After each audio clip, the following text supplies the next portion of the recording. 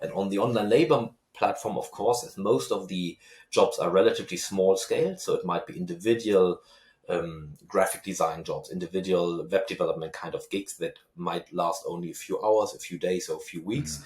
You have relatively many jobs that you will apply to all the time, more like an auction system, which is again another, maybe for many people, negative feature of the platform. But just focusing on the skills here, employers as well as or clients as well as freelancers, they know what skills they have or what skill they're looking at, and so they can look for those people that have a really good match in terms of these different skills.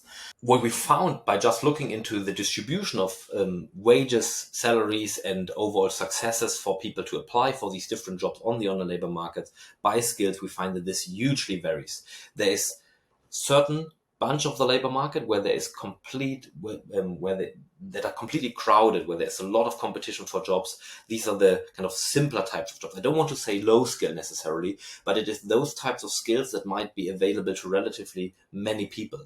That is, let's say, oral types of communication. That is, let's say, clerical skills in terms of job. Think of something like data entry here or telemarketing. And then there's other types of jobs that have what are often called high skills or more specialized types of skills, that is programming related types of activities, or things like management, consulting, whatever. So those kind of skills that are hard to acquire. But still, what we found to be the jobs on the online labor market that pay the highest average wages are those that, if you look at traditional labor market statistics, are not like the ones that need the highest educational degree. But what we found, the jobs with the highest wage levels are paralegal types of jobs and announcers. And why is it that these types of jobs are so much high paying?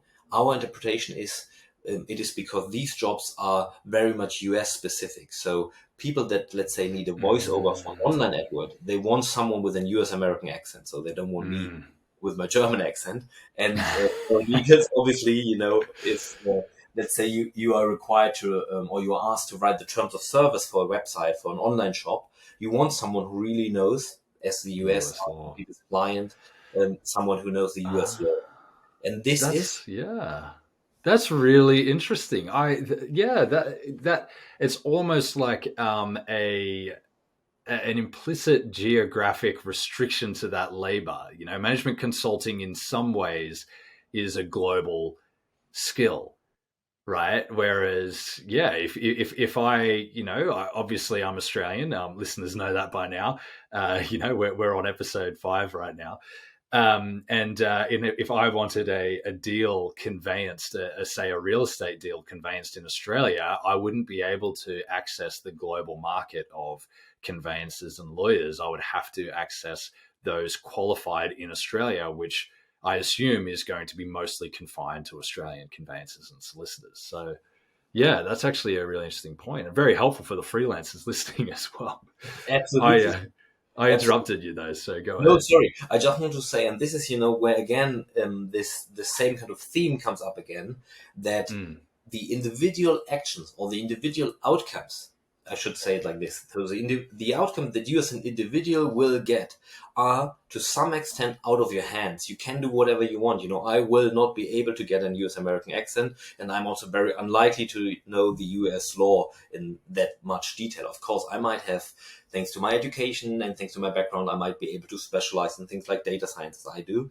That might give me an advantage in this field, which might be good for me, but I'm not free to move in this completely free, barrier-free labor market to wherever I want. This is out of my hands, and this is the important finding. It is not so much about what the individuals can or cannot do, but it is really about how this global market, how interaction and exchange and transaction between people that don't know each other at all, but are just anonymous atoms in this global labor market,